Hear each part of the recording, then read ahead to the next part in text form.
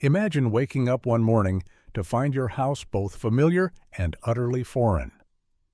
The kitchen looks the same, but the smell of a meal you didn't cook hangs in the air.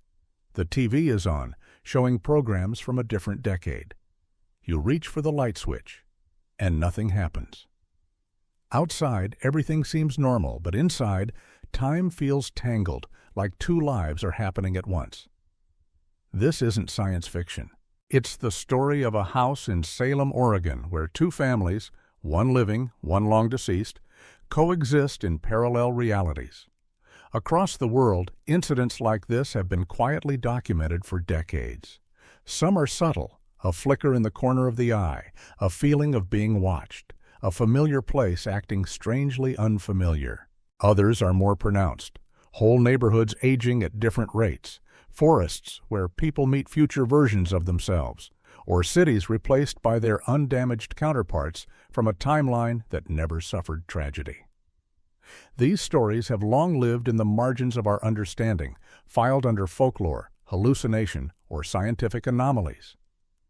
But the consistency of these events, their recurrence across geography and culture, hints at something far more profound. They suggest that reality, as we know it, might be more porous than we ever imagined, that our world isn't a sealed-off chamber of predictable laws, but a fragile boundary between overlapping dimensions. This series explores 10 of these dimensional events, documented with security footage, scientific instruments, and the personal testimony of those who lived through them. We'll move from suburban homes to national parks, from medieval city streets to modern laboratories where thoughts take shape in midair. These are not tales of fantasy, but experiences recounted by physicists, urban planners, hikers, and homeowners. And they all seem to point to a single, haunting conclusion. Our dimension is leaking. Each chapter begins with a moment, a flicker of oddness that unspools into something far stranger. A trail where time collapses. A building that begins to breathe. A neighborhood where time flows faster on one side of the street than the other. And with each account, we're drawn deeper into a pattern that challenges the very idea of a singular, stable reality. This isn't a call to panic. It's an invitation to look closer, to see the cracks in the world not as threats, but as opportunities, glimpses into what lies beyond the curtain of ordinary experience. Through reflection, discovery, and human insight, we can begin to piece together a new understanding of reality itself. In this story, you won't find outlandish theories or conspiracies. There's no need for them. The truth, when carefully examined, is stranger, more beautiful, and more mysterious than fiction could ever be. These are the moments when one world brushes up against another, when science meets awe, when we realize that time, space, and thought might be more connected and more alive than we ever dared to believe. So take a breath, step with us into the shadows where dimensions blur, and listen closely. You might hear the echoes of a world just beyond your own. The house sits quietly on Maple Street, tucked behind a row of dogwoods that bloom every spring. From the outside, it looks like any other home in suburban Salem, Oregon. Children ride bikes past it. Neighbors wave as they walk their dogs. But inside, something else is happening, something no one can explain. Mark and Linda Jameson moved into the house in 2002. It was spacious, with enough room for their growing family and a backyard just big enough for summer barbecues. For a while, it was perfect, until the night they returned from a weekend trip to find the oven still warm, bed slept in, and the faint aroma of lavender soap drifting from the bathroom, despite no one being home for days. At first, they blamed faulty wiring, maybe a squatter, but the security cameras told a different story.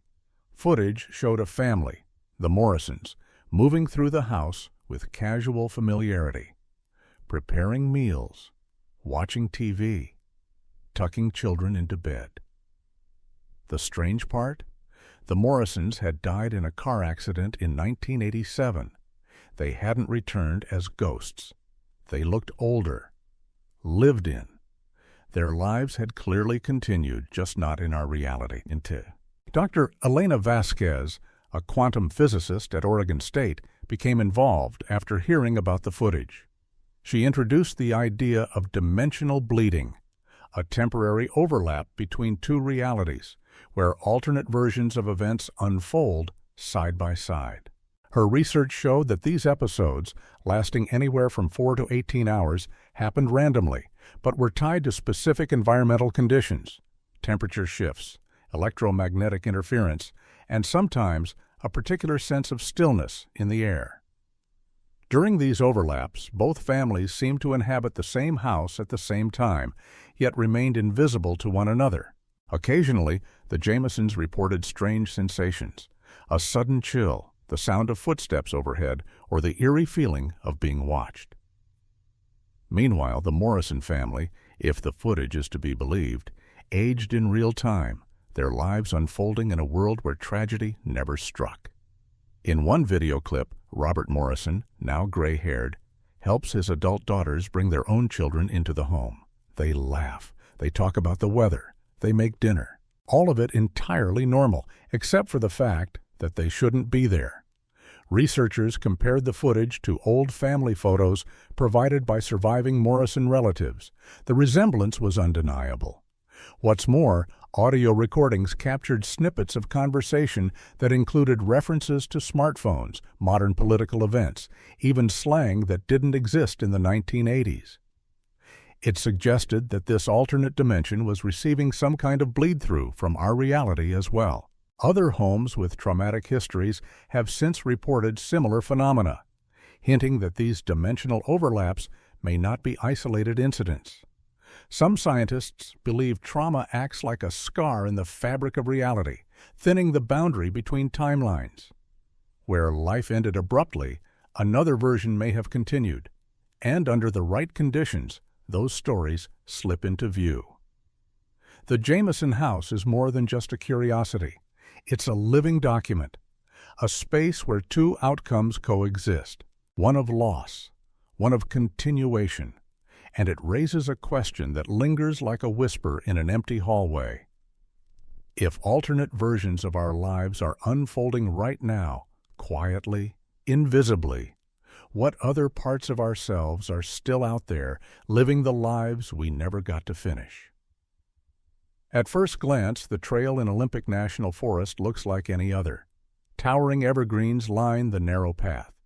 The air smells of pine needles and damp earth. Hikers come here for solitude, for the quiet crunch of boots against gravel. But those who know the trail well call it something else. The Echo Path. It's not a nickname for the way sound carries. It's for the people who have seen themselves walking back the other way, older, wiser, or wearing clothes they don't own yet. People who have met their future selves face to face and walked away changed. The first case was reported in 1994 by a park ranger named Jennifer Walsh. A hiker had run into his exact double, same face, same voice, just older. The man claimed he was returning from the summit, warned of a rock slide that would block the trail in 3 hours, and then walked past. Sure enough, the slide happened right on time, and more reports followed. Dr. Michael Chen, a physicist and avid hiker, experienced it himself in 2008. He met a man, himself, who gave a precise warning about trail conditions. He listened, took an alternate route, and avoided a serious accident. The encounter shook him so deeply that he returned with instruments to investigate. What he found was staggering. At specific points along the trail, electromagnetic readings spiked unpredictably. Geological surveys revealed unusual crystalline formations in the bedrock. These natural structures seemed to resonate at frequencies that disrupted time itself. The result? Momentary overlaps with the future. Other hikers reported not only seeing future versions of themselves, but meeting people they hadn't yet met, strangers who later became friends or partners. One woman, photographer Lisa Rodriguez, met an entire group of hiking companions she didn't recognize. A year later, she joined a new hiking club. Every person she met on the trail that day was there, waiting. This wasn't imagination. Future selves were solid. They talked, they gave advice, they knew things that hadn't happened yet. And in many cases, they were right. Scientists began calling this phenomenon future echoing. It didn't just affect people. The forest itself sometimes appeared in forms that didn't yet exist. New trails, unfinished ranger stations, or storm damage that hadn't happened yet, but later would. All of it seen first in the echo zone. Dr. Sarah Kim's team confirmed that these encounters had a 94% accuracy rate. That's not coincidence. That's something deeper. Something suggesting that the future isn't just an idea, it's already out there, waiting. So what does it mean when we meet ourselves from tomorrow? What does it say about time or free will or the choices we haven't yet made? Are we simply seeing the most likely version of our path? Or are we catching a glimpse of a destiny already in motion? For hikers on the Echo Trail, the experience often becomes a turning point. Some change careers, others reconnect with family. A few simply return every year, hoping to meet themselves again, to ask the questions they were too afraid to ask the first time. The forest, it seems, doesn't offer answers, just moments. Slivers of time where the curtain lifts, and we see not what could be, but what already is. And in those moments we are reminded that time might be less a straight line and more a conversation between who we were, who we are, and who we have yet to become. Prague is a city built on layers, Romanesque beneath Gothic, beneath Baroque. History clings to the stones, to the alleys that twist through centuries. But in a small district near the old town square, history doesn't just linger. It reappears. Every few months, without warning, modern Prague peels away. In its place emerges a city frozen in the 14th century. Gaslights vanish. Asphalt dissolves. Cobblestones return, and with them people dressed in wool and linen, speaking in the soft consonants of Middle Czech. The transformation begins in the square and ripples outward, replacing modernity with medieval life, real, tangible, and impossible. It was first reported in 1995 when a Scottish tourist named Margaret Fleming stepped into what she thought was a reenactment. She browsed stalls selling bread and candles, watched blacksmiths at work, and chatted with townsfolk, until she realized they weren't acting. Their confusion at her camera, her language, and her clothes was too authentic. Security footage from nearby businesses captured the transformation in real time. Buildings faded like old film dissolving. New ones appeared, aged but strong. Researchers, led by historian Dr. Pavel Novus, began documenting the events, interviewing visitors and analyzing physical samples. What they discovered was breathtaking. The people in the medieval overlay weren't actors. They knew nothing of cars or phones. Their dialects matched the linguistic structure of the 1300s. More startlingly, their names and professions aligned with municipal census records from that exact period. Inside the affected area, modern technology stops working.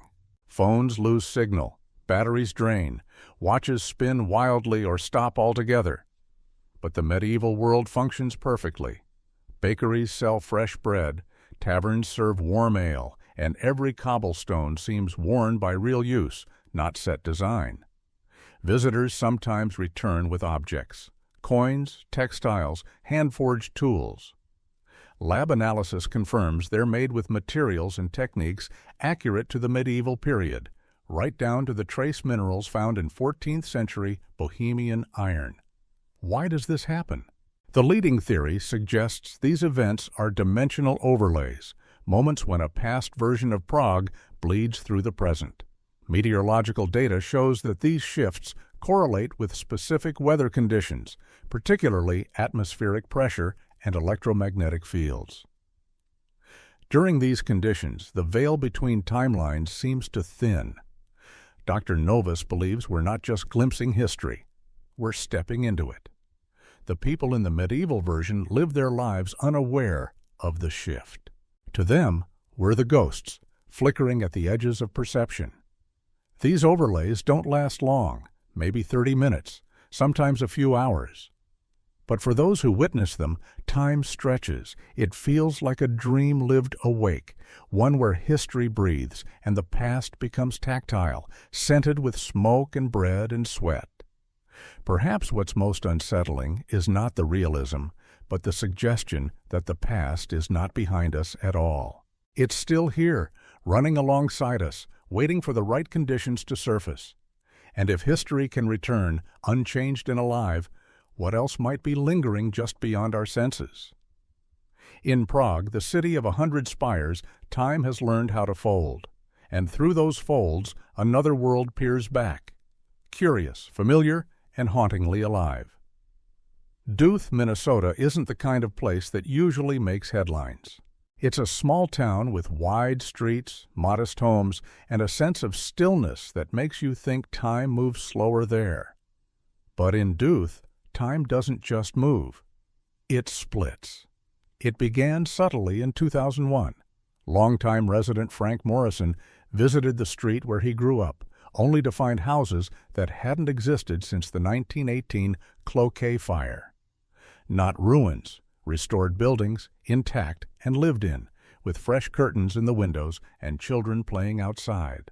Yet historical records, and Frank's own memory, agreed that entire neighborhood had burned to ash nearly a century earlier. Frank wasn't alone. Other residents started noticing similar things. Shops that had closed decades ago were suddenly open for business. Churches that once stood in ruins now held Sunday services. When researchers began to investigate, they discovered a chilling pattern. Every so often, Duluth seemed to slip into an alternate version of itself, a dimension where the Great Fire never happened. Dr. Rebecca Foster, an urban planner at the University of Minnesota, mapped the changes. She found over 300 structures in the alternate Duluth that didn't exist in our version of the city. Not only were they historically plausible, but they also showed signs of decades of continuous use. Wood was weathered, paint peeled naturally. Trees grew where they should have, based on the architecture around them. The shift between realities was sudden and all-encompassing. Entire blocks would flicker. People could walk through the town and find themselves in a world where buildings, families, and businesses had evolved differently, untouched by disaster. Residents who had died in the fire were alive and thriving. Businesses lost to history had survived and grown. Entire family lineages played out along paths that diverged from tragedy. Photographs taken during these shifts show a different city, one with ornate storefronts, larger crowds, and more vibrant colors. Economically, this alternate Duluth appears more prosperous. The absence of the 1918 fire created a continuity that fueled growth, shaping a very different townscape. People didn't just see these changes, they lived them. Some reported spending entire nights in the alternate Duluth. One woman even returned with a necklace purchased from a shop that didn't exist in our version of the town. The necklace remained, even after the shift faded. Events typically last between 12 to 36 hours. During that time, reality feels stable, tactile. You can buy coffee, attend a play, sleep in a hotel. And then, like a wave pulling back from the shore, the original version of Duluth returns. Quiet, unchanged, but no longer entirely alone. Scientists believe the phenomenon is another example of dimensional bleeding, when trauma creates weak spots in reality's fabric, allowing alternate histories to slip through. The 1918 fire, with its sudden violence and massive destruction, may have been such a rupture. But unlike ghost stories or hallucinations, the duplicate Duluth feels real. So real that residents now whisper about it in everyday conversations. They leave journals out during shifts, hoping to record their alternate selves. Some even dream of moving permanently to the other side, a place where loss never happened. What does it mean to live in a town with two pasts? To know that one version of your life ended in tragedy, while another carried on in peace. In Duluth, history splits not on paper, but in brick and bone. And in those quiet hours when the town reshapes itself, you can walk streets that never burned and wonder which world you truly belong to. In the remote stretches of Montana's Glacier National Park, past the well-trodden trails and postcard vistas, lies a hidden area that seems to defy everything we understand about physics.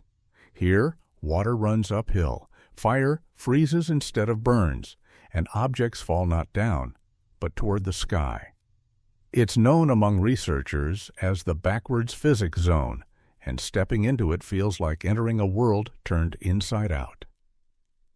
Park Ranger Tom Bradley first encountered the anomaly in 2006. While hiking alone, he came across a stream flowing steadily uphill. At first, he thought it was an optical illusion, but then he dropped a pebble into the current and watched it drift upward. Soon after, a team of scientists arrived to investigate. What they found was astounding: a roughly 200-meter wide circular zone where the basic rules of nature were reversed. Gravity pulled upward. Heat moved from cold objects to warm ones. Fire gave off cold instead of heat. The deeper the team looked, the stranger it got. Dr. Lisa Chang, a theoretical physicist from MIT, led the research. Her instruments confirmed that electromagnetic fields in the zone repelled rather than attracted.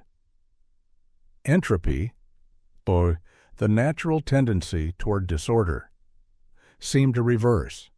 Shattered glass reassembled. Mixed chemicals separated into pure components.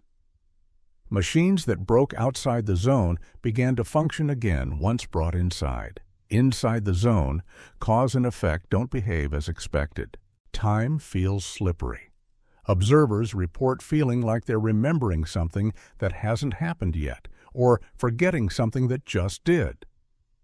It's as if the arrow of time itself is flipped, pulling moments backward instead of forward.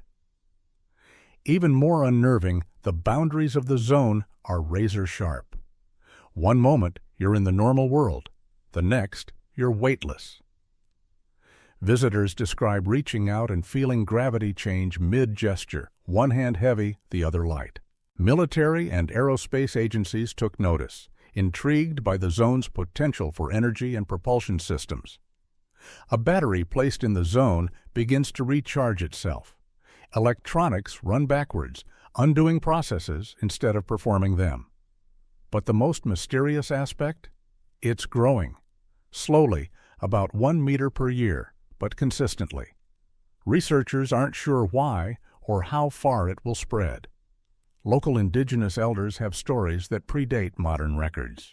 They speak of a sacred place where natural laws reversed, where spirits from the upside-down world could cross into ours. In their traditions, it wasn't a place of danger, but of balance. A reminder that for every force in nature, an opposite must exist. Dr. Chang's team is cautious. They don't use words like portal or gateway, but they do acknowledge this zone may represent a point of intersection between universes, one with opposite laws, where time flows backward, heat brings cold, and life evolves in reverse. Standing inside the zone is like being inside a mirror version of reality. It doesn't just challenge our science, it forces us to rethink what we take for granted. If gravity isn't fixed, if time can reverse, then what else might be malleable? Perhaps the zone is more than an anomaly. Perhaps it's a glimpse of the multiverse, of how reality might function under entirely different rules. And if such places exist, how many others are hidden out there, quietly reminding us that the universe isn't as singular as it seems? Tucked between cornfields and quiet roads, the town of Milfield, Ohio, seems ordinary at first glance. But those who live there know better. In Milfield, the improbable happens regularly, while the expected often fails to occur. It's a place where winning the lottery is more common than catching the bus on time, a town shaped by probability gone rogue. Residents call them luck storms, episodes where chance itself unravels. 17 people might win scratch tickets in a single week. A long-lost sibling might walk into town just after you dreamed of them. Meanwhile, your car keys vanish from your nightstand, only to appear inside a closed freezer hours later. The laws of probability don't just bend, they invert. The phenomenon was first studied in 2004 by Dr. Robert Kim, a statistician from Ohio State University. He arrived skeptical. He left speechless. His data showed statistical impossibilities occurring with shocking regularity. Coin flips landed in intricate patterns. Dice rolled meaningful numbers far beyond chance. And ordinary expectations, like your coffee staying hot, suddenly failed without explanation. Dr. Kim discovered that during these storms, probability distorts like light through water. Unlikely events cluster together, while expected ones scatter. A child finds a rare antique ring buried in a sandbox. A couple meets by accidentally dialing each other's number. 5 strangers discover they share the same birthday and the same childhood home. But these aren't just coincidences. The events often foreshadow something. A lottery winner dreams of a house he later finds for sale. A woman repeatedly sees the same stranger in odd places, then realizes he's her future son-in-law. The improbable events act as previews or clues hinting at a path yet to unfold. Dr. Kim's team found that the town's magnetic field fluctuated during these storms, aligning into patterns that mirrored advanced mathematical sequences, like Fibonacci spirals or prime number distributions. Weather data revealed electromagnetic disturbances, while certain streets showed increased radio interference during high-probability episodes. Even biology reacts. Geneticist Dr. Sarah Wilson observed accelerated mutations in local plants and animals, but not harmful ones. Mutations during probability storms were consistently beneficial. Increased resistance, improved growth, even self-repair. She hypothesized that during these periods, life taps into alternate versions of itself, ones with better odds. For the people of Milfield, these storms are both exhilarating and unnerving. Some embrace them, trusting intuition over logic. Others fear them, dreading the days when everything goes wrong for no reason. Local businesses have even developed probability-based policies, adjusting hours and services depending on the luck pressure of the day. The storms can last anywhere from minutes to several hours. They fade without warning, like a gust of wind, leaving behind a trail of disrupted plans and impossible stories. But what lingers most is a sense of being watched, not by a person, but by possibility itself, as if the universe, for a brief moment, is listening more closely. Dr. Kim calls it a dimensional probability leak, a crossover with a universe governed by different chance equations. In that world, rare events are normal. Accidents don't happen by mistake. And fate might be less about destiny than about math. Milfield teaches us something strange and beautiful, that randomness isn't always random, that chance may carry messages, that improbable moments might be more real than we think. And in those quiet minutes after a luck storm ends, when the world settles back into predictability, the people of Milfield look around and wonder, not if the storm will come again, but what version of themselves it will bring with it next time. Downtown Seattle is known for its innovation, its skyline dotted with architectural marvels that speak to a city always pushing forward. But beneath the steel and glass, something stranger is taking shape, something alive. It began subtly. Maintenance crews at the Columbia Center reported that the building's climate systems were reacting to their moods. Rooms grew cooler when tempers flared, warmer when conversations softened. At first, it was dismissed as coincidence. Then the walls began to pulse. Not metaphorically, literally. Security footage captured slow, rhythmic movements in the drywall, like a breath held and released. Elevators moved without input, arriving just before people pressed the button. Lights dimmed or brightened in harmony, a harmony with emotional energy. It was as if the building had developed a kind of awareness. Dr. Amanda Foster, a biomechanical engineer from the University of Washington, was called in. Her thermal scans revealed vascular patterns beneath the floors, channels of heat that mimicked circulation. Acoustic mapping detected subtle sounds, like a distant heartbeat, and material samples from the walls showed something unprecedented: steel beams embedded with living cells. The Columbia Center wasn't malfunctioning, it was transforming.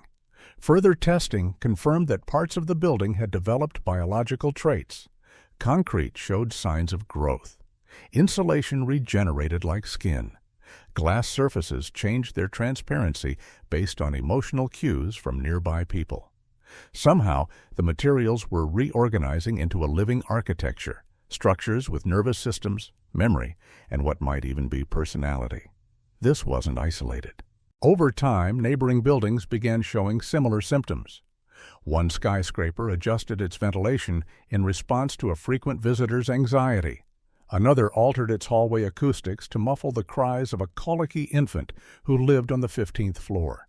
These structures weren't just intelligent, they were empathetic. Communication with the buildings didn't happen through screens or switches, but through presence.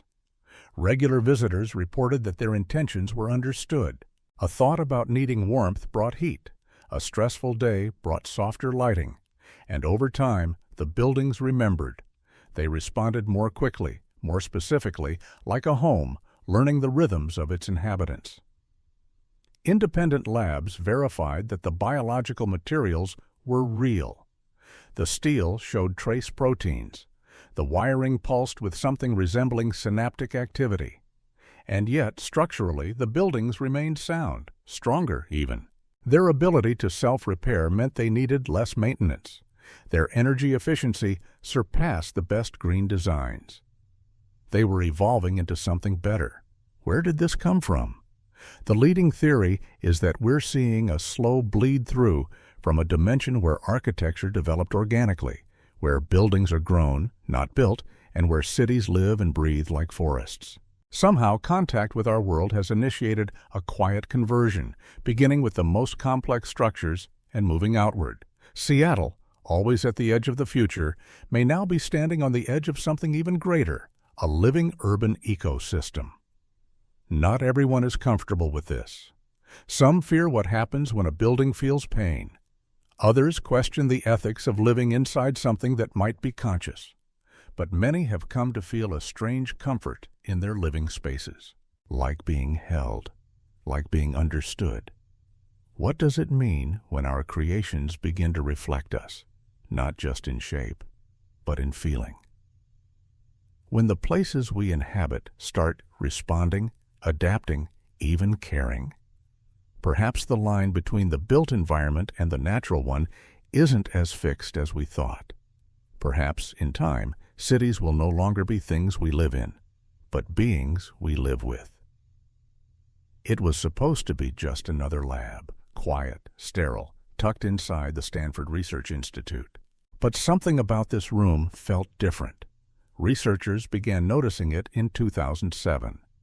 Their experiments yielded strange results, results that changed depending on how they felt. Dr. Patricia Wong was the first to track it. She was running a particle measurement trial and noticed that when she was angry, the readings spiked. When she was calm, they stabilized. Curious, she tested it again, this time with intent. The results changed. Her emotions weren't just influencing the outcome. They were controlling it. Soon, the entire lab was under scrutiny. In the affected space, emotions had physical weight. Anger raised the temperature. Sadness made objects heavier. Fear scrambled electrical systems. Joy seemed to lighten gravity. Love made laser beams more coherent, tighter, more focused. It wasn't metaphor. It was measurable science. Dr. Wong and her team ran thousands of tests. They mapped emotional fields like weather patterns, detecting them with instruments designed to measure electromagnetic radiation. The results were stunning. Emotions extended outward like invisible pressure systems. Their shapes and strengths could be graphed. They weren't abstract, they were tangible. More remarkably, people working in emotional sync could combine their influence. A team all focused on the same feeling could move objects, affect chemical reactions, even alter the decay rate of radioactive material. It was a force, just like gravity or magnetism. The lab dubbed it the fifth fundamental force, consciousness pressure. The facility was quickly upgraded with new protocols. Emotional stability became part of daily procedure. High-stress days required mandatory rest. Psychological fitness was treated like safety gear. Because when emotions could shatter glass or short-circuit equipment, they weren't just feelings. They were hazards. Medical scans revealed another effect. Researchers exposed to the lab developed heightened emotional awareness. Brain imaging showed improved neural connectivity, especially in regions tied to empathy and self-regulation. Some retained these changes outside the lab, suggesting permanent adaptation. As the team explored further, they found that the effect wasn't random. It clustered around areas of intense intellectual or emotional activity, places where people had thought deeply, wrestled with complex problems, or experienced breakthrough insight. It was as if the energy of those thoughts had thinned the dimensional wall, letting another reality seep through. A reality where mind and matter are not separate, where consciousness shapes the physical world, not passively, but actively. This idea wasn't new. Mystics and philosophers had whispered it for centuries. But here, finally, was evidence, not belief, data. The lab became a doorway between models of reality, one where thought is internal and private, and another where thought is force and function. Security teams began monitoring for emotional surges. During one event, a researcher's panic caused a brief gravitational distortion that knocked instruments off shelves. In another, overwhelming grief from a visiting academic reportedly shut down the entire building's power grid for 9 seconds. No one calls the lab haunted, but many agree it's aware. New researchers often report feeling seen, even comforted when they're struggling.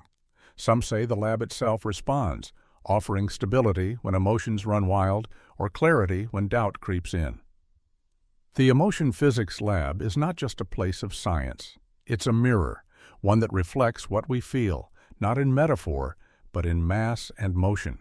And it suggests that perhaps the deepest forces in the universe are not out there in the stars, but inside us, waiting to be understood. Maplewood Drive looks like any other quiet suburban street in Denver. Neatly trimmed lawns, mailboxes lined up like soldiers, the faint scent of grill smoke on summer evenings. But behind the normalcy lies a mystery that has baffled scientists and shaken families. Time doesn't move the same on every block. In 2012, neighbors began noticing something strange. The Johnsons, who lived at number 218, seemed to age faster than everyone else. Their daughter entered middle school and graduated high school, while the kids next door were still in the 6th grade. Meanwhile, the Millers across the street hadn't changed at all. Their newborn son remained a baby for what felt like 2 years. It wasn't just perception. Dr. Angela Rodriguez, a temporal physicist from the University of Colorado, was brought in to investigate. She installed monitoring equipment across the neighborhood. What she found was startling. Houses existed in different temporal fields. Time, quite literally, flowed at different speeds from one property to the next. In some homes, minutes stretched into hours. In others, days compressed into moments. The cause remained unclear, but Dr. Rodriguez noted a pattern. These fluctuations intensified during specific weather conditions, particularly when electromagnetic fields spiked during thunderstorms. Atmospheric pressure seemed to act like a tuning fork, triggering distortions in the local fabric of time. Residents caught in accelerated zones found themselves aging years in what felt like months. Children grew up faster. Elderly residents experienced declining health at alarming rates. On the other side of the street, families in slowed zones watched the world speed up around them, struggling to keep pace with friends and neighbors aging beyond recognition. The effects weren't limited to biology. Gardens wilted or bloomed unpredictably. Pets aged inconsistently. One family's dog lived 3 times longer than expected, while another watched a puppy grow old in a year. The social consequences were heartbreaking. Friendships dissolved as time separated lives. A child in a fast zone lost playmates to the lagging pace next door. Siblings raised in different temporal bubbles became strangers. Some families moved, unable to cope with the relentless disparity.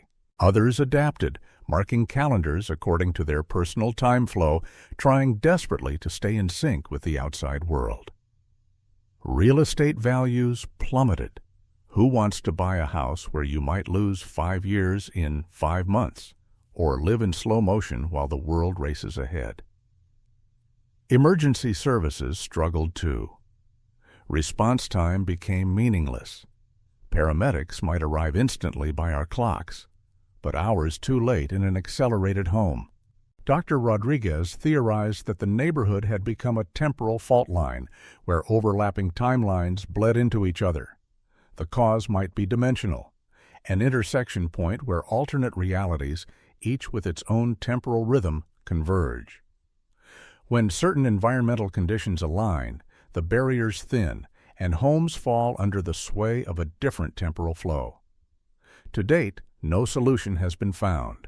Residents continue to live cautiously, monitoring their clocks, checking their calendars, wondering if today will pass normally or stretch into something unrecognizable. For those who remain, Maplewood Drive is no longer just a street. It's a patchwork of time itself, a living reminder that the seconds we count so carefully may not be as fixed as we believe. And perhaps, just perhaps, time doesn't belong to us at all. It belongs to the place, to the moment, to whatever unseen hand draws the line between now and then and decides, without warning, when a single minute should last a lifetime. At UC Berkeley, inside a high-security wing of the neuroscience department, there's a room where thought becomes form. It started as a small anomaly, barely noticed by the early researchers. But once they paid attention, it changed everything. The discovery was made in 2015 by Dr. Michael Chen, a cognitive scientist exploring visual processing. During a late-night experiment, he noticed shimmering geometric shapes hovering in his peripheral vision, shapes that pulsed and shifted in sync with his thoughts. He assumed it was fatigue. But when other researchers entered the room, they saw the same thing. The team began controlled experiments. They thought of simple ideas, triangles, waves, colors, and watched as translucent patterns appeared in midair, precise, floating, interactive. These weren't hallucinations. They left heat signatures. They bent light. In some cases, they moved small objects. The lab had become something else entirely. A mirror, not of glass, but of mind. Different types of thoughts created different visual forms. Logical reasoning produced sharp-edged crystalline structures. Creative thinking gave rise to flowing organic shapes, constantly shifting. Emotional states transformed the room's atmosphere. Anger turned the air thick and red-tinged. Joy brought cool, golden light. Even silence had shape. Dr. Chen's team dubbed it the consciousness mirror. Here, ideas had mass, thoughts cast shadows, feelings changed the air temperature. And perhaps most extraordinary, multiple people thinking in unison could create shared constructs. Complex, multi-layered, and stable. A group focused on the concept of trust generated a dome-like structure that hovered in place for 3 hours. It shimmered, echoed faintly, and emitted low-frequency sound. When the same group returned the next day and concentrated again, the structure reappeared. Exactly the same. No one could explain how. But instrument readings confirmed electromagnetic anomalies, molecular fluctuations, and photonic emissions corresponding with the mental activity. Brain scans showed heightened connectivity in subjects exposed to the room. Visual cortex regions lit up even in darkness. People reported enhanced mental clarity. Artists claimed their creativity flowed without interruption. mathematicians solved long-standing problems in hours. The effect extended beyond the lab. After working inside the consciousness mirror, subjects retained some ability to visualize thoughts as semi-physical impressions, faint outlines, residual forms that lingered just at the edge of sight. For a few, the ability became permanent. The working theory is dimensional overlap, that this room sits at the convergence of two realities, one where thoughts are private and internal, and another where consciousness manifests as physical structure. In that other reality, ideas don't fade, they build. Security around the lab tightened after several incidents. A moment of rage produced sharp, needle-like projections that cracked a monitor. A researcher's breakdown flooded the space with dense, dark fog that wouldn't dissipate for days. Protocols were rewritten. Emotional training became mandatory. No one calls it dangerous, but everyone treats it with reverence. Inside, the quiet hum of possibility is almost audible. The room doesn't judge. It reflects. It shows what you bring, no more, no less. It's been called beautiful, terrifying, holy. What does it mean to see your mind laid bare, to walk through a landscape shaped by memory, by logic, by hope? The consciousness mirror doesn't answer. It simply reveals. And perhaps that's its lesson, that our thoughts are never truly contained. That reality, at its edges, listens, and sometimes it answers back, not with words, but with shape, color, and form. In the heart of the Olympic Mountains, not far from the coast of Washington State, there's a place the locals call the Echo Forest. It looks like any other stretch of wilderness, towering trees, moss-covered paths, streams whispering across rock. But those who hike the deeper trails sometimes return with stories that defy time itself. They say the forest echoes not with sound, but with the future. The first documented case came from a park ranger in 1994. A man reported meeting himself on the trail, same face, same voice, a few years older. His double warned him about a falling tree further up the path. He followed the advice, took a different route, and later confirmed that a tree had fallen exactly where the man had said. Only he hadn't met anyone, not in this timeline. Since then, over 200 similar encounters have been logged. People see future versions of themselves, sometimes only days older, sometimes years. These doubles share knowledge that hasn't yet happened. They give advice, warnings, or cryptic encouragements. They always disappear after a few minutes. But the information they leave behind proves startlingly accurate. Dr. Michael Chen, yes, the same researcher from the Consciousness Mirror, visited the forest in 2008. There, he encountered his future self, who handed him a note, a mathematical equation he hadn't yet conceived. That formula later became the foundation for his published research on dimensional overlaps. How does this happen? Geological surveys revealed crystalline formations deep in the bedrock, structures that seem to resonate with certain frequencies. These formations, when activated by specific atmospheric conditions, appear to destabilize time itself. GPS data shows that future encounters consistently occur at exact coordinates linked to these crystals. It's not just people who shift. Some hikers report seeing forest structures that don't exist, bridges that will be built, cabins under construction, even storm damage that hasn't occurred yet. And months later, those visions come true. Precisely. Scientists believe the forest functions as a kind of temporal lens, allowing multiple versions of time to overlap. These aren't hallucinations. They're physical manifestations of probability, future paths playing out ahead of schedule. The most chilling implication? The future selves always know they're the future. They often express sympathy, knowing they can't stay. Some describe their lives beyond the encounter, the relationships, the decisions, the regrets. But they never explain how they got there. They only say, "You'll understand soon. as some hikers return again and again, seeking another glimpse of who they might become, of what's ahead. Others avoid the forest altogether, fearing what they might see. There are no time machines in Olympic National Park, no glowing portals or alien machinery, just a trail, a forest, and the soft sense that something is watching, something patient, something that already knows what comes next. What does it mean to meet yourself from tomorrow? Does it prove fate or hint at endless choice? Are we locked into our futures, or are these echoes invitations to change? In the echo forest, time loses its grip. The line between now and later grows thin. And for those few who walk that path and meet their reflection from the future, one truth becomes clear. Time may be less of a river and more of a mirror. One that shows us not what we are, but what we might become. Beneath the quiet hum of everyday life, some places seem to carry a secret pulse, an invisible thread connecting what was with what still might be. One such place lies at 1247 Maple Street in Salem, Oregon. On the surface, it's just a suburban home, but inside, it lives two lives.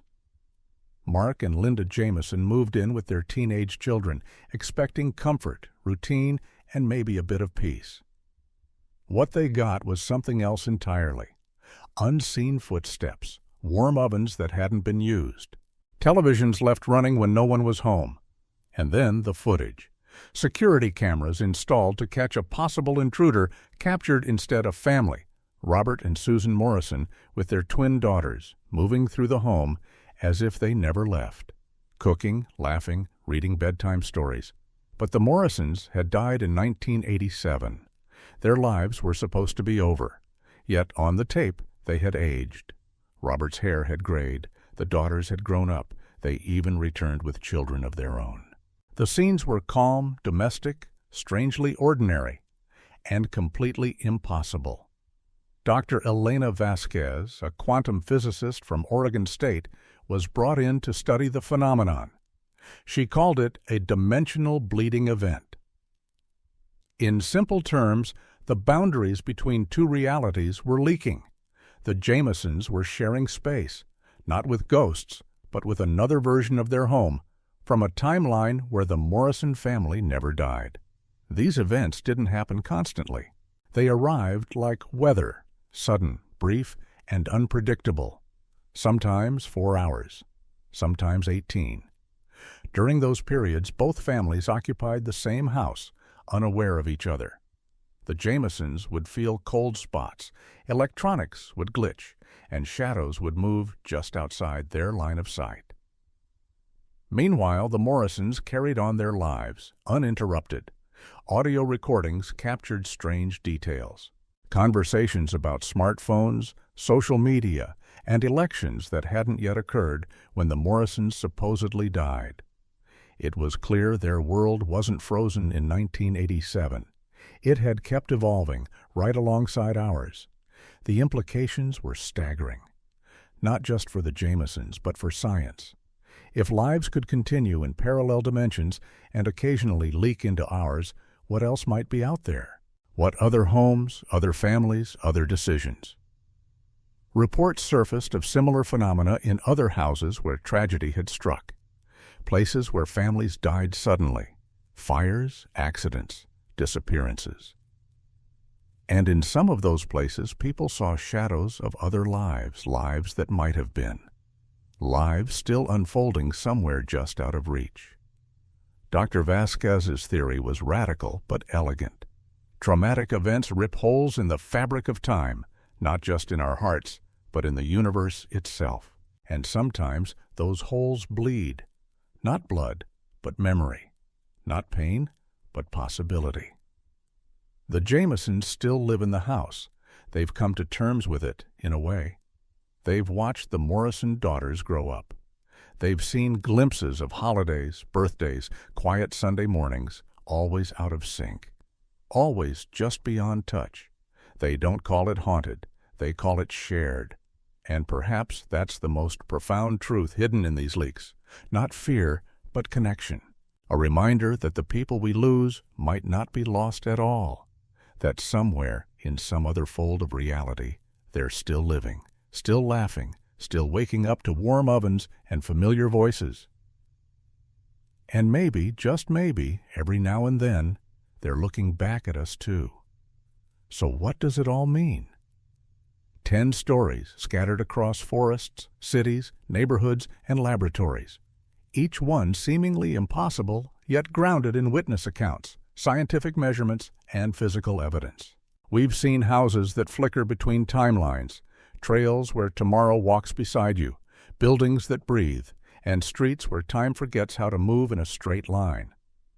Together, these stories reveal a picture far stranger than anything we were taught in school. That reality is not fixed. That the universe we know, predictable, logical, bound by cause and effect, is only one layer of a much more complex structure. We may live not in a singular, sealed dimension, but in a vast network of realities, all running parallel, sometimes brushing against one another like leaves in the wind. And when they touch, briefly, barely, we get glimpses, moments of overlap, evidence of what could have been or what might still be. Some scientists now believe that these overlaps are not rare accidents, but natural consequences of a multiverse that constantly hums around us. Like ripples in a pond, reality wavers just enough sometimes for light to slip through the cracks, for time to fold, for thought to shape matter, for parallel lives to leak into our own. And maybe that's the real story here, not ghosts or glitches, but possibilities. Evidence that our lives are not confined to a single path, that choice matters in ways we don't yet understand, that every decision might spark another world, and every tragedy might be answered by a version of events where things turned out differently. It's not comforting exactly. It's humbling, because if reality is that fluid, that vast, then we are small, but not insignificant. We're part of something enormous and interconnected, something still writing itself in the margins. For the people touched by these events, life doesn't return to normal. They live with one foot in this world and one toe dipped in another. They ask different questions. They live with the knowledge that somewhere out there, another version of themselves made another choice, and that version might be walking beside them right now, just out of sight. And maybe that's what draws us to these stories. Not the fear or the strangeness, but the wonder. The idea that the universe isn't a closed room, but a hallway of mirrors, and every once in a while, one of those mirrors shows us something we didn't expect. A life not lost, a future not yet written, a version of ourselves that still remembers how to dream. So next time you feel like something's off, a flicker in the air, a sudden memory that doesn't belong, a moment of déjà vu that clings longer than it should, pause, listen, look around. You might be standing at the edge of something extraordinary, because maybe, just maybe, the solid world around us is more porous than we imagined. And maybe the question isn't whether other dimensions exist, but how many of them we've already lived in without even realizing it.